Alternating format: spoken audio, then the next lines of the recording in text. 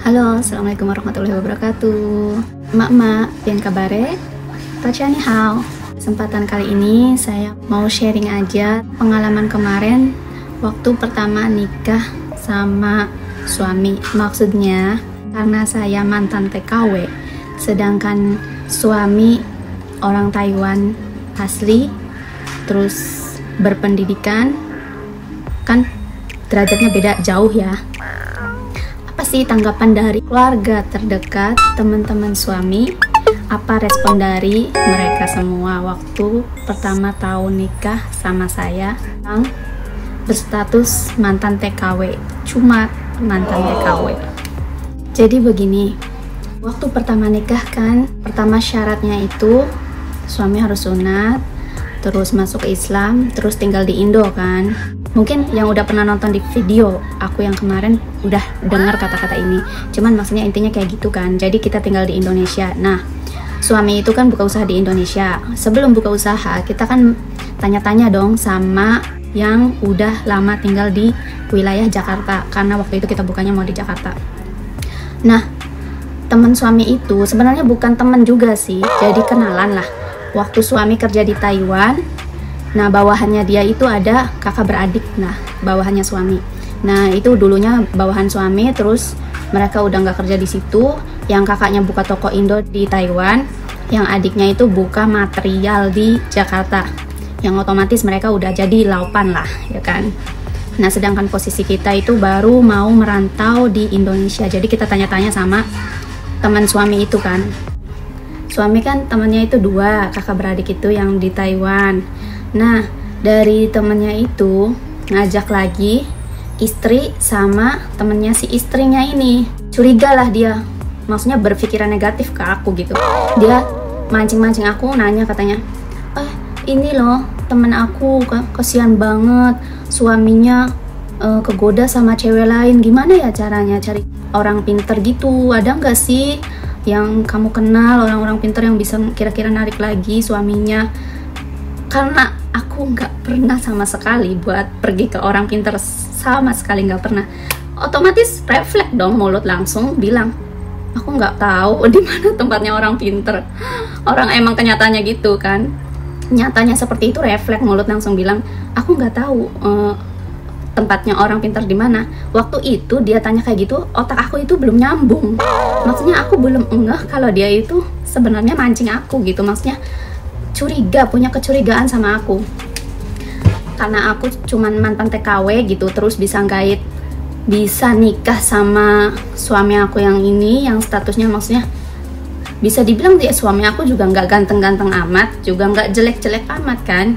Tapi bisa dibilang dia juga masih bisa lah cari cewek Taiwan yang cantik gitu. Tapi kenapa harus nikah sama aku yang statusnya mantan TKW, nggak berpendidikan, bisa dibilang gitulah ya. Karena perbedaan derajat kita gitu. Jadi dia punya pikiran kayak gitu. Jangan-jangan aku pakai ilmu hitam gitu. Nah di situ aku kan langsung bilang kayak gitu kan, nggak pernah pergi ke tempat kayak gitu. Udahlah, diam lah dia itu. Habis nanya-nanya gitu kan kita makan-makan. Suami aku itu ngayomin banget sama aku, maksudnya kayak tas aku aja dia bawain tuh. Jadi dia semakin curiga dong si istri dari temennya suami aku itu ya. Kok bisa segitunya sih, kayaknya tuh seolah-olah takluk banget suami aku sama aku tuh gitu. Kayak jangan-jangan nih dia apa-apain gitu, pikirnya dia kayak gitu. Nah pas malamnya mereka itu ngadain makan-makan kan, tapi aku di situ karena lagi nggak enak badan, terus kayaknya nggak serg juga sama mereka gitu, kayaknya nggak klop, maksudnya kurang enak lah. Kayak aku udah berasa gitu minder. Jadi aku mutusin sama suami aku, nggak enak badan, aku nggak ikut makan malam ya, kamu aja yang pergi. Ada kata-kata lagi dari si cewek ini tadi. Ternyata di waktu makan malam itu si cewek itu nyaranin suami aku buat cuci muka, bangun tidur, cuci muka pakai air kencingnya sendiri katanya selama 7 hari. Nah itu tuh bisa buat menangkis, bisa buat buang ilmu-ilmu hitam yang ada di badan kita. Barangkali kamu, pokoknya dia itu berpikir aku itu melet dia atau pakai ilmu hitam gitu buat dia suka sama aku. Dia itu, si cewek itu tuh mikirnya sampai segitunya ke aku tuh mak. Aku tahu kata-kata ini juga setelah udah mungkin setahun setengahan suami aku baru baru ngomong, dengar kata-kata itu tuh sedih banget. Kok segitunya gitu, mikir aku tuh jelek, mungkin karena perbedaan status, perbedaan derajat saya sama suami gitu.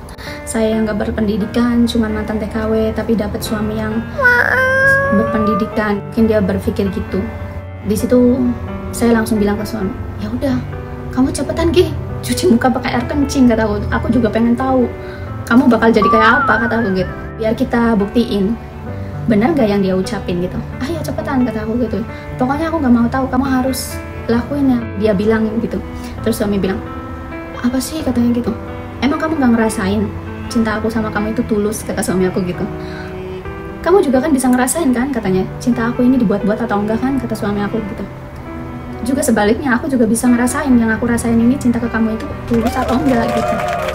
Di situ aku jadi, oh senyum. Aku alhamdulillah suami aku juga nggak terpengaruh sama omongan si cewek ini. Nah, sekarang ada aja lah kata-kata yang kurang enak, kayak contohnya kata-kata burung lah, kata gosip di luaran. Ada yang bilang, ya orang Indo yang nikah sama orang Taiwan, paling orang Taiwannya di sono nggak bisa nyari cewek Taiwannya, karena kan nikah sama orang cewek Taiwan kan mahal, katanya gitu, harus buang uang banyak, makanya sengaja cari cewek Indonesia yang murah. Paling juga suaminya cuman kuli di Taiwannya, apalah gitulah, intinya berpikiran miring lah. Banyak lah kata-kata yang kayak gitu, cuman nggak bisa cegah pemikiran orang, persepsi orang. Terserah orang mau berpikir apa kan ya Maya, itu terserah mereka. Yang penting hidup kita sendiri yang ngejalanin, kita yang menikmatin. Terus setelah kita pindah ke Taiwan, pasti respon dari teman-teman suami, saudara-saudara suami, papa mama suami. Jadi Mak, berbanding terbalik sama yang teman-teman suami di Indonesia itu, beda banget. Teman suami yang jadi polisi pun mandang aku tuh bukan mandang yang sebelah mata gitu, maksudnya mereka masih ya sama ngelihat kayak orang-orang lainnya gitu, nggak ada yang beda. Apa sih yang beda? Cuman keluarga negaraan doang kan, Indonesia gitu kan. Nggak mandang orang Indonesia apa sih, paling mantan TKW atau gimana, enggak. Semua teman-teman suami yang di Taiwan itu responnya baik lah, nggak sampai berpikiran negatif kayak yang kemarin itu. Nah kalau dari saudara-saudara suami juga masuknya itu kelas menengah ke atas. Ini nggak perlu dijelasin, maksudnya intinya kayak gitu ya Mak. Mereka semua berpendidikan, kelas menengah ke atas, tapi welcome juga ke aku, benar-benar sangat-sangat baik, nggak mandang aku sebelah mata, benar-benar welcome lah, benar-benar menyambut aku tuh baik. Aku bersyukur alhamdulillah, ternyata teman dan keluarga suami itu nggak ada yang mandang aku sebelah mata kayak kemarin. Nah terus kalau dari papa mama mertua aku itu responnya juga sangat baik.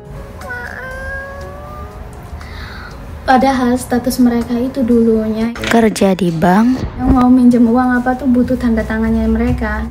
Beda bank tapi nomor 1 di kantornya, tapi sama sekali nggak ngerendahin aku. Di sini mereka nganggap aku seperti anaknya sendiri. Mereka nggak mandang aku berpendidikan atau kaya atau miskin, tapi yang mereka lihat itu hati dan pikiran kita baik atau enggaknya. Jadi gitu Mak, pengalaman aku kemarin waktu baru-baru nikah sama suami. Respon orang Indo, respon Dari orang Taiwan.